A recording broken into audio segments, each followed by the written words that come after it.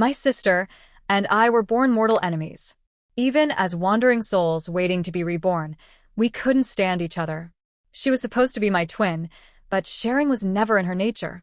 Instead of accepting that we were meant to arrive together, she decided she wanted the stage all to herself. So, she kicked me out of our destined womb and snatched the better deal for herself, the golden ticket into the richest family in New York. In her mind, victory was already hers. What she didn't know was that her so-called perfect family was a ticking time bomb. The billionaire father was obsessed with his wife, to the point of delusion. The mother, sweet but hopelessly naive, floated through life like a child. And the adopted older brother? A cold, brilliant sociopath who hid his madness behind an angelic face. In the end, that charming monster broke my sister piece by piece until she couldn't even stand again. Literally, she lost the use of her legs. As for me, I ended up with a washed-up actress for a mother, a woman who never quite made it in Hollywood. Yet, against all odds, she clawed her way back to fame, dragging me with her.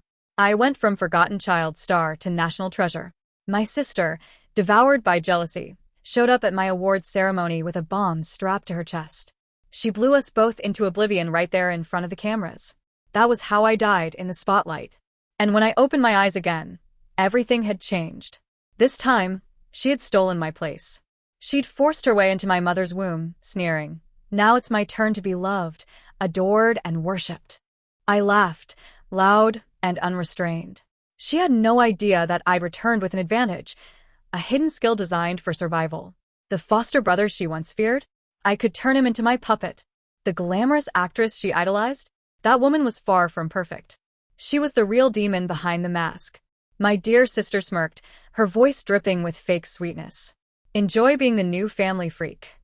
Before I could answer, she shoved me toward the underworld's gate and dove straight for the mirror that showed my mother's pregnant reflection. I grabbed the edge of the mirror just in time, clinging on with everything I had. From his dark throne, the young ruler of the underworld, Killian Draven, watched with lazy amusement. "Is she always this dramatic?" he asked, his tone half mocking, half curious. Rumor had it that our reincarnations weren't normal. Killian was running an experiment, giving a few chosen souls the power to select their next lives. Naturally, my sister ignored all explanations. Before Killian could finish speaking, she kicked me again and dove straight into the body of the billionaire's wife. "I'm done being her sister. She doesn't deserve me," she shouted. Killian had to improvise on the spot, splitting the experiment into two separate paths. Neither of us heard his final words that day, but I always had the feeling we missed something important. Now, hanging on the mirror's edge, I saw him smirk. "You're sharper than she is," he said, resting his chin on his hand. "So, I'll tell you what she never learned." In that moment, everything clicked. He'd added two hidden conditions to his experiment. First, each of us would have the power to hear people's thoughts, not spoken words, but the quiet voices inside their minds. Second, we'd been granted unnatural beauty, the kind that could bend destinies and ruin empires. He wanted to see what we would do with those gifts. Would we use them to rise, or destroy ourselves? Of course, back then, we had no idea. Looking back, it's obvious what happened. My sister must have realized too late how twisted her new family was and began mocking them in her mind. But they heard everything. Every cruel thought. Every insult. No wonder they turned on her. No wonder the obsessed brother lost his mind and dragged her into ruin. As for me, my unnatural beauty became my mother's obsession. She molded me into perfection, polishing me until there was nothing left but her idea of fame. But the spotlight was a cage, and she was the jailer. I gazed at the mirror again, at the actress's swollen belly, and smiled. "Congratulations, sis," I whispered. "You just signed up for my personal nightmare." But this time, I wouldn't lose. This time, I'd use my gift from the very beginning, even from inside the womb if I had to. That cursed family would adore me, protect me, and fight for me. I glanced at the king of hell one last time and whispered, "Thank you, my lord." Then I released my grip. I plunged straight into the womb of the billionaire's wife. And just as my soul slipped into her body, I heard a terrified voice shouting in the delivery room. "What? The umbilical cord is wrapped around her neck? A C-section could kill my wife." Inside the delivery room, chaos reigned. Leonard Gardner, the wealthiest man in the country, was losing his mind. His shouts echoed through the sterile hallways, raw with panic. Do something. Save my wife, not the baby. If anything happens to her, I'll have this entire hospital shut down. Meanwhile, floating in the warmth of the womb, I let out a long sigh. So this is my billionaire father, huh? Overbearing, loud, and hopelessly obsessed with my mother. How romantic. Mom really did win the jackpot with this one. Then, as if the world itself hit pause, the shouting stopped. The staff froze, Leonard and my mother staring at each other like someone had pressed mute on their breakdowns. A slow grin tugged at my lips. Bingo. They heard me. The heart voice skill worked. And even better, I had full control. I could choose who heard what and when. Back in our previous lives, my sister had the same ability, but she never learned how to control it. Every mean, jealous, or impulsive thought she had blasted out of her head like a megaphone. So when she heard Leonard's desperate shout, "Save my wife, not the child," she snapped. Right there in the womb. What kind of idiot says that? Playing the doting husband for show? Please, I bet he's got another family somewhere already. Her angry thoughts filled the room like poison gas. Judy Gardner, my mother, was already terrified, her emotions swinging wildly. Hearing that pushed her right over the edge. Her heart rate spiked, her breaths turned shallow, and Leonard dropped to his knees beside her bed, promising eternal love and devotion just to calm her down. Then came the delivery. The baby, my sister, was born. And Leonard? He didn't even look at her. He held his wife close, trembling like a man who'd seen death and barely escaped. My love, you scared me half to death, he whispered. And my sister's mind went off again. Oh, of course. Forget your newborn daughter. Keep worshipping your wife, you spineless fraud. And that wrinkled old woman? Still thinks she's your one and only? What a joke. The moment those words reached him, Leonard's expression turned to ice. He told the nurses to take the baby away. His wife, still trembling, became convinced the child was cursed, a reincarnated mistress sent to steal her husband away. That's how my sister's life began. Hated before she'd even taken her first breath. But this time, I was rewriting the story. This time, I wasn't just going to survive. I was going to be adored, protected, and treated like the treasure they never knew they needed. Winning over a lovesick billionaire and his fragile wife. Please. I was made for this game. I activated the heart voice skill again. Why are Daddy and Mommy crying because of me? I don't want them to cry. I'll be strong for them. I wiggled slightly in the warm fluid, feeling the cord tight around my neck. With the focus of a surgeon, I reached up with my tiny hands and began to loosen it. One loop, then another. Slowly, carefully, I freed myself. All done. No more tears, Mommy and Daddy. Baby fixed it all by herself. The ultrasound monitor flickered. Both parents gasped. Doctor, look at the screen. Did she just move? Did she? The medical team crowded around, speechless. Mr. and Mrs. Gardner, this is unbelievable, one doctor stammered. Your baby just untangled her own umbilical cord. She's extraordinary, another nurse whispered. Like a little angel. Judy and Leonard stared at the screen, tears streaming down their faces. But this time, their tears were pure joy. Leonard, ever the dramatic billionaire, turned to the staff. Everyone here gets a bonus, 100,000 each. The room erupted into cheers. Just minutes ago, they were trembling under his threats. Now, they were celebrating like they'd won the lottery. 1 minute he's threatening to torch the place, the next he's making it rain money. Typical. All thanks to me, the unborn miracle princess. Just as the room started to settle, a furious voice thundered from the next suite over. What do you mean, complications? Get your best obstetrician in here. If something goes wrong, I'll make sure this entire hospital is exposed online. That voice, I'd recognize it anywhere. Vivian Lennox, the washed-up actress who'd been my mother in the last life. I almost laughed. Once again, fate was repeating itself. My sister and I were being born at the same time, separated by nothing but a single hospital wall. Even in rebirth, we still couldn't stay apart. Still floating in the womb, I couldn't resist. A smirk curled on my lips as I activated the heart voice skill, aiming my thoughts right through the wall into the next delivery room. Hey, sis. You reincarnated before me. So what's taking you so long to come out? A pause. Then I added sweetly, oh right. Age before beauty. Guess that means I should go first. And just like that, pandemonium broke out next door. Ah, It hurts. That thing is kicking me. get it out of me now. Bingo. Right on cue. My dear sister was throwing a fit. She started thrashing and screaming like a caffeinated raccoon, clawing and kicking at the walls of poor Vivian's womb. One second she was crying for her mom, the next she was cursing the baby she was about to become. Meanwhile, I took a deep, calm breath, relaxed my tiny shoulders, and thought cheerfully, hang on, Daddy and Mommy. Your baby girl is on her way. With a push, I braced myself with my little hands and feet and launched toward the light. A moment later, I landed softly on the delivery bed and let out the perfect cry, loud, clear, and cinematic. The room went dead silent. Doctors, nurses, and the mighty Leonard Gardner all stared, speechless, as if they'd just witnessed a miracle. She's already out? One of the nurses stammered. I've never seen a delivery this smooth. Congratulations, Mr. and Mrs. Gardner. You've got an angel. Mom scooped me up, laughing and crying all at once. Leon, look. The moment I held her, she stopped crying. She's smiling at me. My father's voice cracked with emotion. He hugged us both tightly.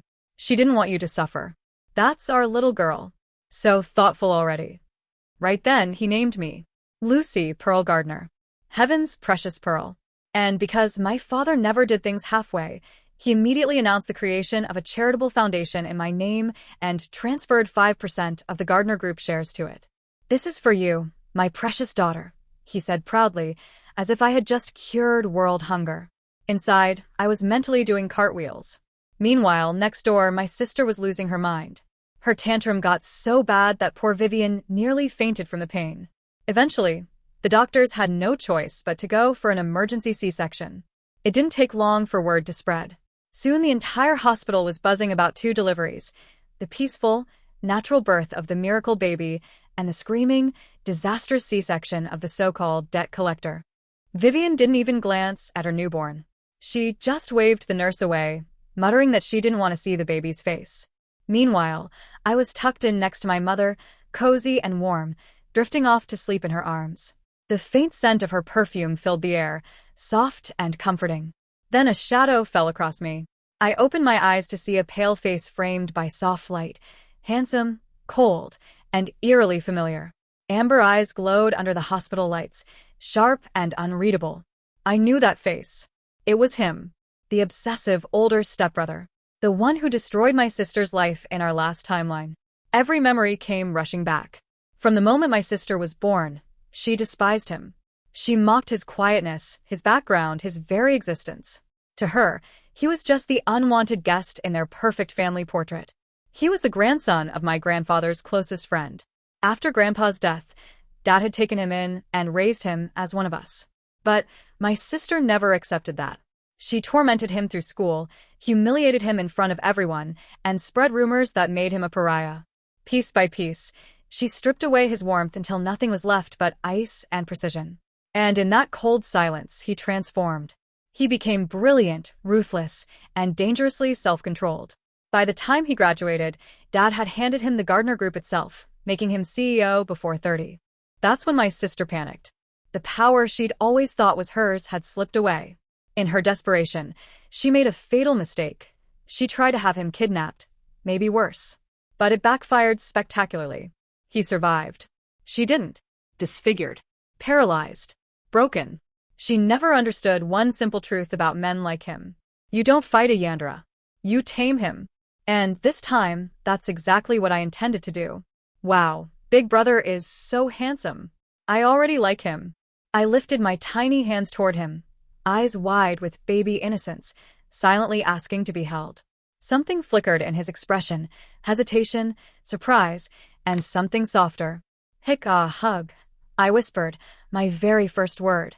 Gasps echoed around the room. Did she just ask for her brother? Mom breathed, tears in her eyes. Dad laughed in disbelief. Lance, looks like your sister already adores you. Go on, give her a hug. Lance froze, caught between shock and uncertainty. But when the nurse gently placed me in his arms, he instinctively cradled me close. At first, his movements were stiff, awkward. Then his touch grew gentle, protective, almost reverent. His amber eyes, once so cold, softened just slightly as he looked down at me. And in that moment I knew Step 1 of my plan had already begun. Wow, he's really handsome. And he's my brother? His eyes are stunning, but why do they seem so sad? Don't worry, big brother. Now that I'm here, you'll never be alone again. The moment that thought reached him, Lance froze completely. His whole life had been spent behind quiet walls, relying on no one, never letting himself need anyone. He'd grown used to silence and emptiness, pretending he didn't care about the loneliness gnawing at him. But for the first time, someone saw him. Someone spoke to the part of his heart he'd buried long ago. His amber eyes softened, the coldness in them giving way to something uncertain, fragile, and alive. Carefully, he placed me back into the crib. Then he unclasped the ivory pendant around his neck, the one still warm from his skin, and fastened it around mine. This was my mother's, he murmured quietly. Now, it'll protect you. Warmth flooded through me. I knew exactly how precious that pendant was to him. It was the last thing his mother ever gave him, and he just handed it over without hesitation.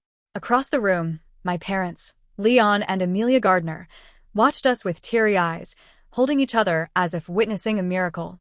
From that day on, Lance visited me at the postpartum center every single day. And slowly, the frost around his heart began to melt. Whenever I reached out to grab his finger, he'd turn away quickly, but the faint blush creeping over his ears always betrayed him. Before long, he was mixing formula himself, holding the bottle with careful, awkward hands, as though I were made of glass. From the very beginning, I refused breast milk and drank only formula. Mom carried me for 9 months. She deserved to rest.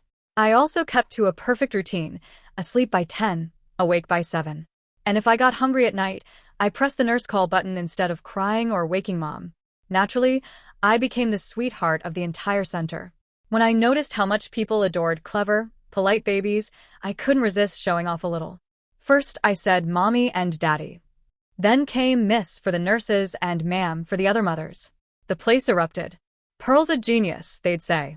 She's talking already? She's barely a month old. While I was busy charming everyone, my twin sister on the other side of the center was making waves of her own. Her features were delicate, her skin pale and flawless. People began saying she looked like a porcelain doll. That was all it took for Vivian, her mother, to rediscover her maternal instincts.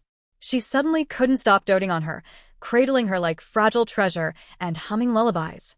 And to everyone's surprise, my sister started humming back. 2 prodigy babies? In one center, the nurses exclaimed. Whenever our eyes met during group checkups, she'd tilt her chin up and give me a look that said, "Watch out, sis. This time, I'm winning." A month later, Vivian couldn't wait to leave. She practically ran out of the building, clutching her daughter like a prized possession. I already knew where she was going. To see her so-called benefactor, the man who had been funding her glamorous lifestyle. Just like last time. She thought now that she had his child, she could finally secure her place. But reality hit hard. The man took one look at her, slammed the door in her face, and threw a wad of cash at her feet. "Take the money and disappear," he said coldly. "My wife's family could crush you with a word. Don't make me prove it." Vivian took the money, but she never forgot that humiliation. She let it rot inside her, twisting into something cruel. She poured every drop of that venom into shaping her daughter into the perfect weapon. No freedom, no childhood, no warmth. 4 hours of sleep a night. The rest filled with training, acting, singing, dancing, studying. She drilled her like a soldier, polishing her brilliance until it lost its shine. Even when my sister injured herself during practice, her ankles so damaged she could barely stand, Vivian saw only an opportunity. While her daughter lay in the hospital bed, she turned on a live stream, milking the moment for sympathy and sponsorships. By the time my sister turned 18, Vivian looked her straight in the eye and said it was time to repay her. She trained her to survive in an industry built on fake smiles and dirty deals. Eventually, Vivian achieved her dream. She became an award-winning actress. And my sister became a superstar, but at the cost of her body, her pride, and her tears. So when Freya, the sister who had literally kicked me into that woman's womb, reappeared years later in a wheelchair and dragged me toward my death, she had no idea what kind of hell I had already escaped. In my first life, by the time it all ended, I was completely drained. Body, heart, and soul. There was nothing left inside me. I didn't even have the will to want anything anymore, not even life itself. But this time, The path I once walked now belonged to my sister. At first, it all looked perfect for her. The media adored her, calling her the internet's little angel, and she basked in every ounce of that attention. Meanwhile, I was living like royalty in the Gardner mansion. A pampered little princess surrounded by love, laughter, and endless affection. When my parents got too caught up in their overly romantic displays, I'd quietly escape to spend time with my favorite person, my obsessive yet emotionally reformed foster brother, Lance. He never pushed me away.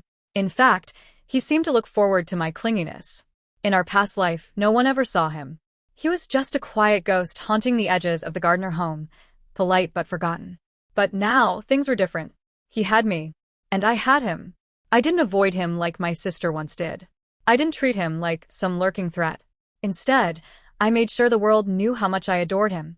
I followed him everywhere, proudly declaring things like, "My brother's the smartest," or "My brother's the best," until he turned red from embarrassment. On stormy nights, I'd sneak into his room with a pillow in my arms, looking up at him with teary eyes. "Can I sleep here tonight? Please?" He'd always try to act serious at first. "You have your own bed," he'd sigh, trying to sound stern. But my baby voice and fake sniffles were too powerful. "Fine," he'd finally mutter. "But stay on your side, okay?" And just like that, I'd curl up beside him, his hand patting my back until I drifted off. In those quiet moments, I always felt something warm bloom inside me, a sense of peace I never knew I'd missed. In the old timeline, he lived a hard life, always walking on eggshells in someone else's home. My sister had made that misery worse, mocking him, isolating him, and even plotting to have him kidnapped when jealousy consumed her. So really, it was no wonder Lance eventually snapped. No wonder he turned cold and cruel. But this time, I changed the story. Instead of breaking him, I helped him heal. And somewhere along the way, I stopped pretending. I truly cared for him. We were a team now. My brother is the best. I'll grow up and protect him. That thought came straight from my heart. He chuckled softly, an almost foreign sound. "Silly girl. I'm the big brother. I'm supposed to protect you." Time passed quickly after that. By 15, I was outpacing adults in nearly everything: music, chess, painting, calligraphy, you name it. And of course, I kept my heart voice ability sharp, using it to quietly guide the people I loved. I nudged my father towards smart investments at just the right times. Coincidentally, the Gardner fortune multiplied. And as for my mother, I helped her dodge the trap that had destroyed our family in the last life, her best friend, who once tried to drug my father and steal him away. Back then, my sister just watched the chaos unfold without lifting a finger. Not this time. Not with me here. In this life, our family only grew stronger, happier, closer. One evening, Dad looked at Lance and me with a proud smile. "With you two in this family, I can finally rest easy." I clung to Lance's arm with a playful pout.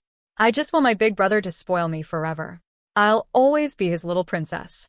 The look in his eyes that night burned with something fierce and tender all at once. From that moment, he pushed himself harder, taking on more responsibility, building strength like a man preparing for battle. He had a promise to keep. He vowed to protect me for life. Then one morning the headlines began changing. Freya's name was everywhere. The media crowned her the new goddess of the screen. Vivian had given her the last name Lennox, and the press couldn't stop praising her beauty and potential. And then, fate brought us face to face again. It happened at my 18th birthday party. Freya arrived on the arm of Vivian, wrapped in a designer gown, her hair perfect, her smile polished to perfection. But her eyes, those were lifeless. Still, when she spotted me in my simple, elegant dress, something flickered behind her empty gaze. Her spine straightened, her chin lifted, and she strutted toward me like a queen reclaiming her throne. "Pearl," she said sweetly, though her voice dripped venom, "I heard the Gardners barely care about you anymore. Word is, they only have eyes for that freak, Lance. You're just some pity project they keep around." I was about to speak, but another voice sliced through the air, cold, sharp, and dangerous. "Who are you calling a freak?" Freya froze. Her smug smile disappeared as she turned, and all color drained from her face. Because standing behind me was Lance, tall, unflinching, and utterly terrifying. The same Lance who, in our past life, had destroyed her piece by piece. The one who broke her pride, shattered her world, and left her chained to the very fate she created. She never forgot that. And clearly she never will. Lance's cold eyes locked onto Freya, and the confidence instantly drained from her. I'm sorry, she stammered, her voice trembling. It was just a joke. He didn't respond. Without sparing her another glance, he reached into the inner pocket of his tailored suit and carefully pulled out a diamond brooch.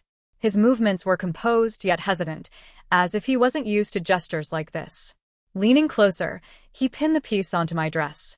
This is something I made myself, he murmured quietly. Happy birthday, little sister. For a moment, he looked like he wanted to pull me into a hug. His hands hovered, uncertain, before falling back to his sides. I smiled and bridged the distance myself, wrapping my arms around him. Thank you, Lance. You're the best. His ears flushed red immediately, and for the first time that evening, his frosty expression softened into something resembling a smile. Good girl, he said under his breath. I'll go greet the guests. Mom and Dad said they've got a surprise waiting for you later. As he walked away, Freya snapped. She seized my arm, her tone sharp and incredulous. That's impossible. Why is he being so nice to you? I frowned, pulling my arm free. My laugh came out light and lazy. He's my brother. Of course, he treats me well.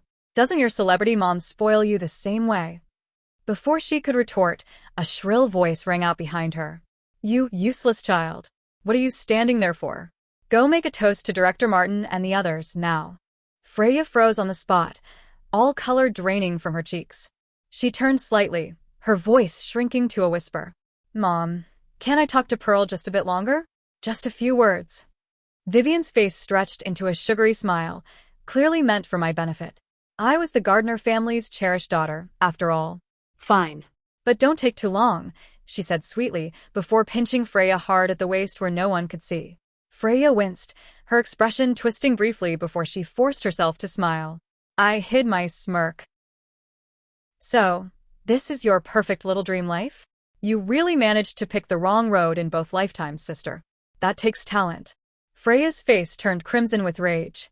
You're the pathetic one, not me. I'm already earning my own money. I've got fans, people who love me. I have a future. I tilted my head, my tone dripping with mock sympathy. That's cute, sis. Meanwhile, I was born a shareholder in Gardner Industries. I could stay in bed for the next 10 lifetimes and still have more money than I could ever spend. The words hit hard. I could see it in her eyes. In her previous life, the billionaire never gave her a single share, and the family treated her like a disgrace. Peace was something she never knew. Don't get too smug. Once I win Best Actress, my fans will tear you apart online. I'll crush you. Watching her seethe, I sighed quietly. Why is it that every time you challenge me, you forget I'm your sister? Freya stepped closer, her breath brushing against my ear. Her words came out sharp and poisonous. Enjoy it while you can, Pearl. That freak of a brother you adore is just pretending. He'll destroy you, just like he did me. You'll see. He'll tear you apart and throw you out of the Gardner family. She spat the words like venom, then turned and stormed away, convinced she'd exposed some hidden truth. The worst part was, she wasn't entirely wrong. Lance was pretending, and he was dangerously good at it. From across the hall, I watched him blend into the crowd, polite and composed, his glass of wine catching the light. Yet his eyes, sharp and unreadable, never once drifted from me. When the last guest finally left that night, he approached me again, that same faint smile tugging at his lips. Without warning, he caught my wrist and guided me into a quiet, dimly lit side room. My sweet little sister, he murmured, his voice low and teasing. You've been quite the naughty girl tonight. Don't you think that deserves some punishment? His warm, wine-scented breath brushed my ear, sending a shiver down my spine. The familiar cedarwood scent that clung to him wrapped around me like an invisible net, impossible to escape. But it wasn't the closeness that made me freeze, it was his eyes. Usually calm and composed, they had turned dark, unreadable, and heavy with emotion. My heart stumbled. I turned away quickly. Lance, what did I do wrong? He didn't answer right away. Instead, his hand came up, his fingers gently tipping my chin until I had no choice but to meet his gaze. I'm giving you one last chance, he said quietly. Tell me the truth. Are you keeping something for me? I stiffened. My pulse hammered in my chest. I'm not, I managed to say. Really? His voice stayed soft, but there was an edge beneath it now. He reached for my hand, placing it flat against his chest. The warmth of his skin and the strong, steady rhythm of his heartbeat made it impossible to breathe normally. Something inside me stirred, a rush of heat, confusion, and emotion I couldn't name. Oh no. This was bad. His chest was way too firm for my sanity. My thoughts spun out of control, dragging me straight back to those nights when I used to crawl into his bed without thinking twice. At some point, sharing a bed had become normal for us, and my overprotective brother never turned me away. He'd even insist on reading bedtime stories, like we were stuck in some old picture book. I used to groan in protest. I'm not a kid anymore. I don't even like those childish stories. But he'd just smirk and say, "You say that, but every night you toss and turn and end up throwing your leg over me." Then, to prove his point, he'd grab my leg and lay it across his abs like it was nothing. I'd be left there, burning with embarrassment for the rest of the night. If he ever discovered that I wasn't the naive little sister he thought I was, but a woman who'd lived 3 lives and was barely a year younger than him, he'd probably faint on the spot. And honestly, with that face of his, it should be a crime to look that good. Wait, could he have heard that? No, impossible. I was sure I'd muted my thoughts. Still, panic bubbled in my chest. I wanted to disappear into the floor. Then he laughed softly, his tone teasing and low. "What's wrong, little sister? I haven't even started punishing you yet, and you're already trembling?" Relief washed over me. Thank goodness. He didn't hear a thing. I'd scared myself for nothing. I straightened my posture and forced a smile. "Lance, I really don't have any secrets. The party's almost over, can we go back out now?" He studied me for a moment. The smirk faded from his lips, replaced by something faintly sad. But he said nothing, only let go of my wrist. Back in the banquet hall, I suddenly felt the warm trickle of blood. My nosebleed, which I'd been holding back, finally started. Tilting my head back, I pinched my nose just as Freya appeared, champagne in hand, a smug look already forming on her face. Well, she said mockingly. "A nosebleed? Don't tell me your brother actually hit you." Before I could respond, the door behind her opened and Lance stepped out, his expression like thunder. Without looking at either of us, he strode past, silent and unreadable. Freya's grin widened. I knew it. All that brother-sister sweetness was fake. "He obviously can't stand you." Her smirk sharpened. 18th birthday and your billionaire parents didn't even bother showing up. Your brother hates you. Tell me, Pearl, does it feel like your entire life's a failure? Who said we weren't here? The voice that cut through the air was deep, cold, and sharp enough to slice through glass. Freya went pale. I turned, and there stood my parents, fresh from their honeymoon, radiating power and presence. The moment my mother saw the blood on my face, she rushed forward, panic flooding her eyes. "Oh, sweetheart, what happened? Come here, let's get you cleaned up." She guided me gently, but her gaze snapped toward Lance, filled with irritation. "That brother of yours, how could he be so careless with you?" As she led me aside, my father's tone dropped to something dangerously calm. His eyes locked on Freya, like a predator, sizing up its prey. "Did you do something to my daughter?" Freya's instincts kicked in. Even after 2 lifetimes, she knew fear when she felt it. "And no, I didn't," she stammered, shaking her head so fast it looked painful. "You've misunderstood, sir." Her hands waved helplessly as she tried to explain. Before she could get far, Vivian appeared, drawn by the commotion. "You foolish girl. What have you done now to upset the chairman? Apologize this instant." Without hesitation, Vivian shoved Freya forward, forcing her into a bow. "Mr. Gardner, please forgive her. My daughter's still young and impulsive." My father's gaze didn't soften in the slightest. "And who are you?" His tone was like ice. "Were you even invited to my daughter's birthday party?" Color drained from Vivian's face. Of course, they hadn't been invited. They'd bribed a servant to sneak in. Her mouth opened and closed before she stammered. "Our daughters are close friends. Pearl invited us herself. They were just laughing and talking a few moments ago." Vivian's smile wavered as she shot a warning glance at Freya. My sister took the hint immediately. She swallowed hard and nodded. "Yes, sir. Pearl and I are friends. She invited me." After a quick change of clothes, I stepped forward, heels clicking against the polished marble, and spoke clearly enough for everyone to hear. "She's lying. I never invited her." The chatter stopped instantly. Every head turned toward me. I stood tall in a diamond-studded gown my mother had personally chosen. The soft lights caught every glimmer, scattering stars across the floor beneath me.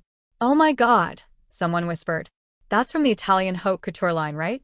I heard there's only one in the world. The Gardners must really treasure their youngest daughter." My parents didn't spare Freya or her mother a glance. They each took one of my arms and guided me gracefully to the stage, straight into the spotlight. My father stepped up to the microphone first. "Thank you for joining us tonight," he said warmly. "We're here to celebrate our daughter's coming of age. And to mark this milestone, I'm transferring 10% of my personal shares in Gardner Industries to my daughter, Lucy Pearl, as her birthday gift." The announcement sent a wave of shock through the hall. Dad continued, his gaze fixed on me. "I want her to know that, no matter where life takes her, the Gardner family will always be her foundation. She has the freedom to take risks, make mistakes, and chase her dreams, because we'll always be here." He smiled proudly. "My darling, you are free. And we will always be your strength." The guests began whispering again, their awe filling the air. She already had 5% from birth, and now she has 15? That makes her one of the youngest billionaires in the country. So all those rumors about the Gardners neglecting her were false. They were protecting her all along. I smiled politely, though my attention was elsewhere. I activated my heart voice skill, directing it like a laser straight at Freya. "That's right, Freya. The Gardners have always been protecting me. And yes, Lance is pretending too, but he likes me far more than you think." From her seat, Freya looked ready to explode.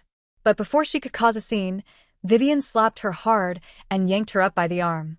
"What are you doing just standing there? If we stay another second, we're finished."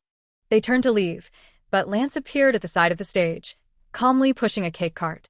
He looked at me with that soft, familiar warmth only I ever saw. "Pearl," he said gently, "I made the little figures on top myself. They represent the four of us, forever happy together." He lifted a knife wrapped in pink satin and held it out to me with both hands. A lump rose in my throat. My chest tightened. "Will you cut it with me, Lance?" I asked quietly. He nodded, placing his hand over mine. The lights dimmed, soft music filled the room, and pastel ribbons floated down from above like confetti. Everything shimmered, the air, the cake, our clothes. It felt like a dream. "Their chemistry is unreal," someone whispered. "Wait, he's adopted, right? So they're not related?" "Yeah, no relation. And he's already the CEO of Gardner Industries. He's untouchable." I barely heard them. Lance leaned closer, his breath brushing my ear. "Ready, little sister? Let's cut the cake." Was it just me, or was he unusually cheerful tonight? A few hours ago, he'd been tense and quiet in the private room. Still, I didn't question it. That's when Freya snapped. She tore free from her mother and screamed across the hall, her voice cracking with rage. "Don't get smug, Pearl. One day I'll surpass you, and when I do, I'll crush you beneath my heel." Before she could say another word, Vivian smacked her again, this time across the mouth. "Shut up. Are you trying to ruin us both? Move." She dragged Freya away, their heels echoing furiously across the marble until they disappeared down the corridor. I stood at the edge of the stage, watching their figures fade, and even then, I couldn't shake the strange heaviness in my chest. In this life, it might be Freya who spirals worse than I ever did. Back then, I'd bent over backward for Vivian, begged, worked, and sacrificed everything just to earn a drop of affection. And in the end, she still discarded me without a second thought. But Freya, she was born proud and defiant, the kind of girl who refuses to be controlled. And people like that, when they break, they shatter completely. I could only imagine how cruel Vivian would become now that her golden daughter had fallen from grace. The entertainment industry was ruthless. It devoured ambition and left nothing but fragments behind. No matter how passionate or fearless you started, this world had a way of snuffing out that fire until only ashes remained. If it didn't break you, disaster was always waiting just around the corner. I knew Freya. I knew how fiercely competitive she was. If she ever felt herself faltering, she wouldn't hesitate to drag me down with her. That meant I had to stay ahead, always one step faster. The next 4 years saw me studying abroad at university, while Freya skyrocketed. She landed major film roles, collaborated with top directors, and quickly ascended to A-list status. Her beauty and charm captivated everyone, and soon she was both a singer and actress, with a dual career. Vivian, who had once dismissed herself as a washed-up nobody, returned to the spotlight, winning a Best Actress award and reclaiming her fame. I documented every red carpet, every glossy magazine feature, every press photo. Freya looked untouchable in each one, her confidence seemingly limitless. But I couldn't help the sigh that escaped me. Even after all her lessons from our past life, she had chosen the same path I had once walked, the endless chase for fame, swallowing every injustice to keep shining. While she pursued the spotlight, Lance stopped pretending. The cold, stoic older brother facade vanished entirely. Using just checking in on my little sister as an excuse, he flew out to see me regularly. Every time someone new approached, whether a date, a classmate, or just a harmless flirt, Lance would appear the next day. Polite on the surface, his message was unmistakable: back off. He no longer acted like a brother, he acted like a territorial partner. Afterward, he'd ask the same quiet, awkward question, as if he already knew the answer. Is there anyone you like? Sometimes it made me laugh. Mostly, it broke my heart. After everything I had endured in my past life, I felt tainted, unworthy of love. I wanted nothing more than safety, not romance. Lance was kind, but I couldn't believe I deserved him. If he knew the truth of my past, he would never see me the same way. So each time he asked, I smiled and said, "No, I don't like anyone. I don't even want to get married. Lance, would you take care of me forever?" A flicker of disappointment crossed his face, but he nodded solemnly. "I promised long ago that I'd protect you for the rest of your life. That hasn't changed." With that vow in mind, I made my own promise. I would create something better, a company that respected talent, uplifted artists, and refused to play by the industry's cruel, unspoken rules. For 4 years, I devoted myself completely to training, screenwriting, directing, production, mastering every detail. When I returned home, script in hand, full of purpose, I was ready to build my own empire. I wasn't ready, however, to run into Freya the moment I landed. She was surrounded by fans at the airport, cameras flashing, people calling her name like royalty. Even more striking than I remembered, every move she made was precise, controlled, graceful. She belonged in the spotlight by birthright. She saw me, and her face lit up, not with warmth, but with that familiar smug, poisonous smile. Dragging her suitcase behind her, she strutted toward me, chin high. "Pearl, look at this," she announced loudly enough for half the terminal to hear. "All these people came for me. They'd do anything I said." Her voice dipped into venom. You're just a pretty little accessory the Gardners keep around for show. What? No one to pick you up? Have they finally tossed you aside?" The crowd stirred, whispering, "Wait, isn't that the Gardner heiress?" Damn, Freya really knows everyone. So what?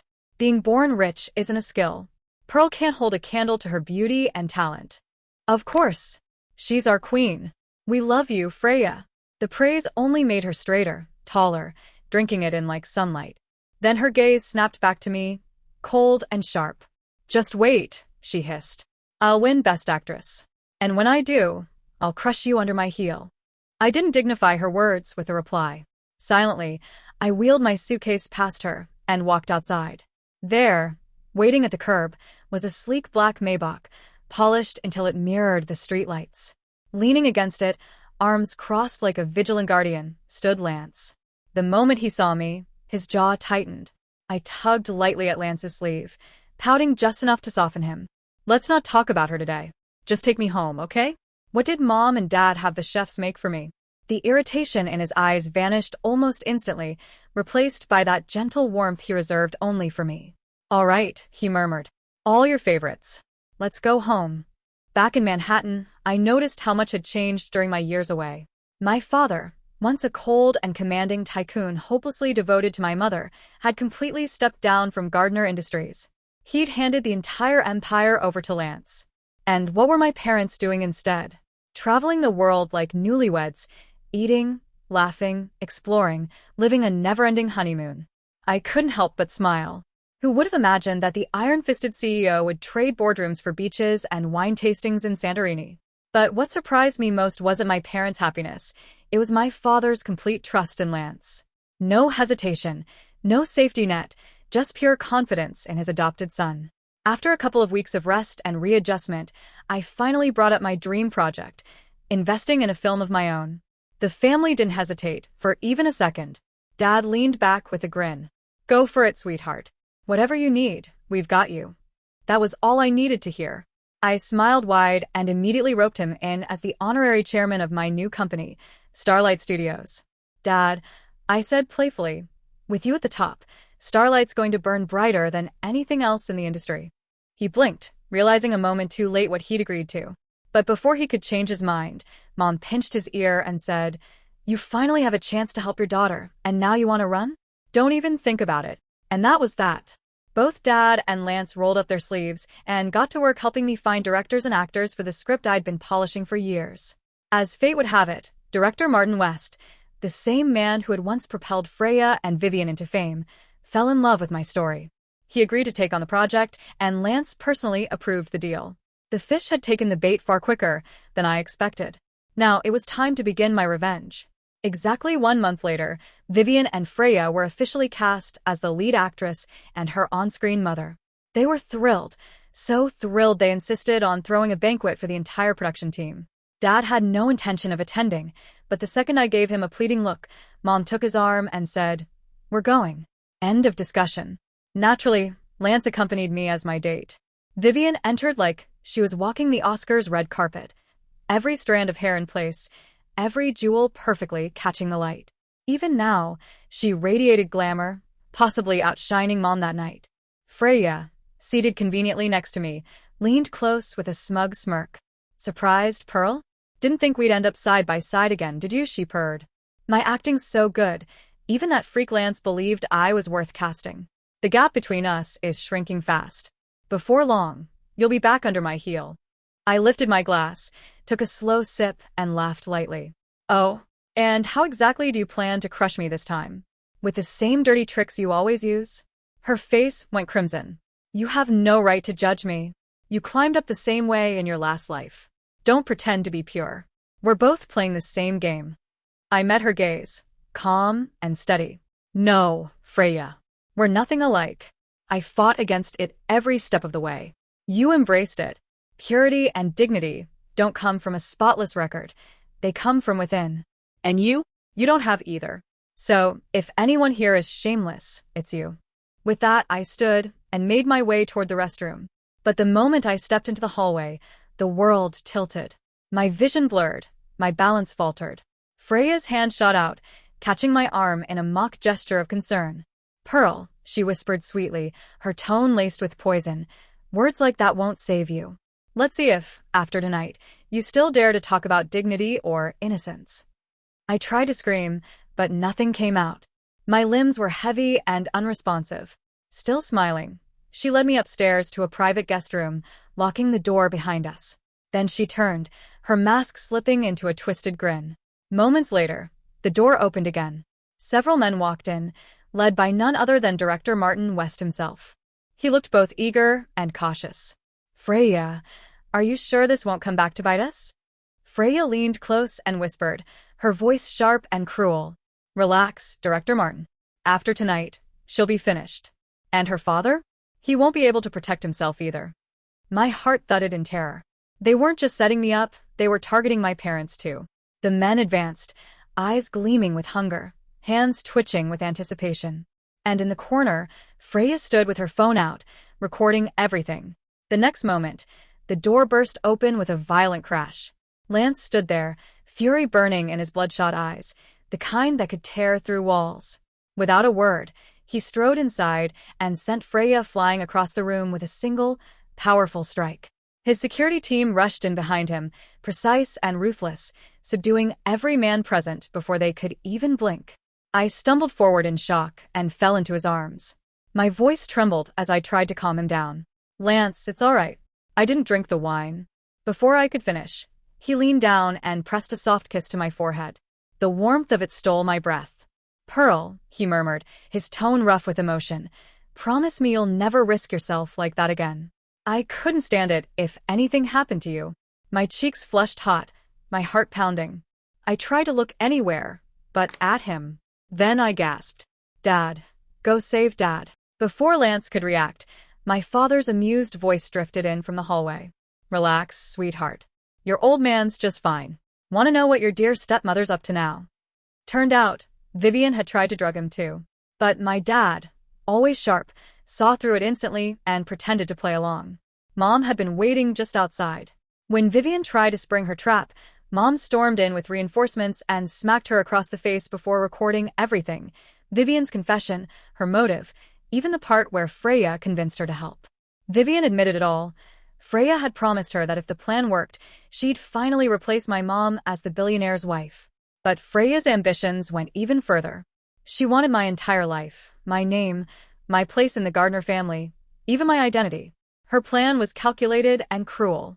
Once everything was exposed, she expected my gentle mother to demand a divorce, and my father to take the blame. Then the media storm would destroy me. My father, under pressure, would be forced to disown me. Clean. Efficient. Final. But one mistake shattered everything. That night ended with Freya, Vivian, and the sleazy director all being dragged off in handcuffs. Only later did I learn the truth. Lance had known from the beginning. He'd been watching quietly all along, protecting me from the shadows. When he realized I was planning to put myself at risk to lure them out, he secretly informed my parents. The three of them worked together behind the scenes, carefully planning everything to ensure I came out unharmed. Dad gave me a proud grin. You think I'd just sit back and let things fall apart? Please, that calm act was pure theater. So, how'd I do? Mom rolled her eyes and tugged his ear. You almost blew our cover. If it weren't for my performance, this wouldn't have worked. Looking at them, at everything they'd done for me, I felt the lump in my throat. My eyes stung before I could stop the tears. Lance immediately reached out, wiping them away. I'm sorry, Pearl, he said softly. You're angry I kept this from you, aren't you? That I watched you in secret? I shouldn't have. I just didn't know any other way. I gave him a playful pout. Then confess. When did you start spying on me? He hesitated, eyes dropping. Your 18th birthday, he admitted. That brooch I gave you, it had a tracker inside. You were leaving for school overseas, and I needed to make sure you were safe. My heart stopped for a moment. Did he know? About my rebirth? About everything I'd lived through before? Did Mom and Dad know too? Would they see me differently if they did? Lance must have seen the panic in my eyes because he stepped closer, his voice calm and steady. Don't worry, he said quietly. Mom and Dad only know about Freya's plot. I never told them anything else. He looked straight at me, sincerity written in every line of his face. To me, you've always been pure and kind, the one person I'd do anything to protect. My only regret is that I didn't find you sooner, in the life before this one. Maybe then, you wouldn't have suffered so much. He pulled me into his arms and held me close. His warmth seeped through me, steady and grounding. In that moment, I let go of everything, the pain, the shame, the years of silent endurance. I broke down completely, crying in his arms like someone who had finally made it home. And suddenly, everything clicked. That look he gave me in the private room, the way he always seemed to know, it all made sense. Of course he knew. Lance always knew. Whenever I tried to deny it, Lance would give me that quiet, wounded look, the one that made me feel like I'd just kicked a puppy. He probably thought I was just being kind out of guilt, or that I was pretending to care for some hidden reason. Thinking about it now made my chest ache. I grabbed a handful of his shirt and held on tight, like letting go would make him vanish. My eyes burned, but I forced myself to look straight at him. Lance, I said, my voice trembling but firm, I really like you. I mean it. I want to treat you well. Not because I owe you, but because I want to. He didn't answer right away. He just smiled that soft, almost shy smile of his, and pulled me into his arms. He murmured near my ear, I know. The aftermath came fast. Freya and Vivian were both convicted for drugging and attempting to orchestrate a sexual assault. The story dominated every major news outlet. The directors involved didn't escape either. They were charged and sentenced. In an industry where reputation was everything, theirs was gone forever. No excuses. No redemption arc. Just pure downfall. And Lance made sure of it. He bought out the top trending hashtags and flooded every social media platform with a full story. He wanted the world to see what they'd done and who they'd tried to destroy. The public went wild with outrage. Sympathy poured in like a flood. Overnight, I went from a name on the edge of scandal to a symbol of strength and survival. The the daughter of the Gardner family who had almost been broken, but refused to fall. Then came the fan theories. Am I the only one who thinks Lance and Pearl are way too perfect together? Exactly. No blood relation, and he's ridiculously handsome and protective. I'm all for it. The comments were chaotic and oddly heartwarming. Even Lance, who rarely smiled, couldn't hide a faint curve at the corner of his mouth when he read them. 3 years later, the script I had poured my entire soul into finally reached theaters. It exploded across the box office, billions in revenue, critical acclaim, standing ovations. Starlight Studios, once a small dream, was now one of the biggest names in entertainment. Dad had fully embraced retirement, spending his days gardening, cooking, and doting on Mom like they were newlyweds again. Mom, on the other hand, had become the family's unofficial manager, constantly fussing over me. She'd say things like, "Don't overwork yourself, honey. You already proved your point. Let the others chase the spotlight for a while." But peace never lasts long in the Gardner family. Because one evening, under a sky streaked with gold and violet, Lance led me to the same garden where everything had once fallen apart, and then where everything had started anew. He took my hands, his thumb brushing against my ring finger. "I may not be the most romantic man," he said with a quiet smile, "but what I can give you is everything I have, every heartbeat, every breath. I'm not asking for a promise from you, Pearl. I'm offering mine." Then he opened a small velvet box. Inside was a ring, simple, elegant, and clearly made just for me. It wasn't flashy, but it glowed under the light, timeless and beautiful. His eyes stayed on mine as he held it out. "So please," Lance said softly, "let me spend the rest of my life keeping that promise. Will you marry me?" I stared at him, the man who, in another life, had been cold, possessive, and terrifying. And now, still possessive, still intense, still infuriatingly protective. But this time, every part of him was mine. That day felt like something out of a dream. Lance stood at the end of the aisle, waiting for me beneath an arch of white roses and ivy. The sunlight caught on his suit, turning the edges of his figure to gold.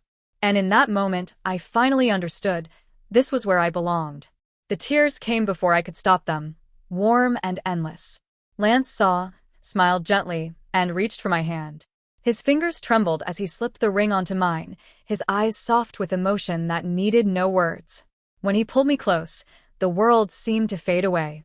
My parents cheered from the front row as he whispered, "Welcome home."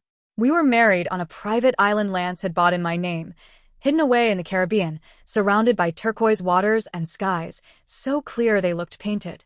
I wore a custom gown designed by my mom with help from one of the top fashion houses. The dress shimmered like starlight, each step catching the light as if I were walking through a constellation. Dad walked me down the aisle, his hand steady, his eyes wet. When he placed my hand into Lance's, I caught the smallest tremor in his smile, relief, pride, and love all at once. Under a canopy of white orchids, surrounded by the people who had stood by us through everything, Lance looked into my eyes and vowed, "No matter the life, no matter the world, we'll always find our way back to each other." And I believed him. The wedding went viral within hours. Photos, videos, edits, people all over the world sent their blessings. The internet called it the wedding of the century. But far from the laughter and the music, in a cold gray prison cell, Freya finally broke. When the news of our marriage reached her, she screamed until her voice gave out. She tried to end her own life, and before losing consciousness, she shouted into the darkness, "I didn't lose, Pearl. Give me one more chance, and I'll win." But there would be no next life for her this time. That night, on the balcony overlooking the ocean, the waves whispered softly against the shore. Lance turned to me, his gaze dark and tender all at once. "Pearl," he said quietly, "do you remember your 18th birthday?" I nodded. He smiled faintly, his voice husky and unguarded. That night, when I found out the truth, I wasn't angry. I was relieved, because it meant I didn't have to hide anymore. I didn't have to pretend I wasn't completely, hopelessly obsessed with you. That was the moment I decided I'd marry you someday. And from that day on, every single thing I did was to make sure that dream came true. I blinked, remembering how people online used to call us the perfect pair, like it had been fate all along. Noticing my expression, Lance smirked. "Yeah, that was me. I may have given the idea a little push. Fed it to the media. Let them fall in love with the thought of us. So when today came, the world would be ready for it. I couldn't help laughing through my tears. So you've been acting this whole time? He stepped closer, wrapping his arms around me from behind, his breath warm against my ear. Maybe, he murmured, but not anymore. This time, I finally get to protect you for real. I laced my fingers through his and leaned back against him, feeling the steady rhythm of his heart. And with a smile that came from the very core of me, I whispered, "Yeah, you do."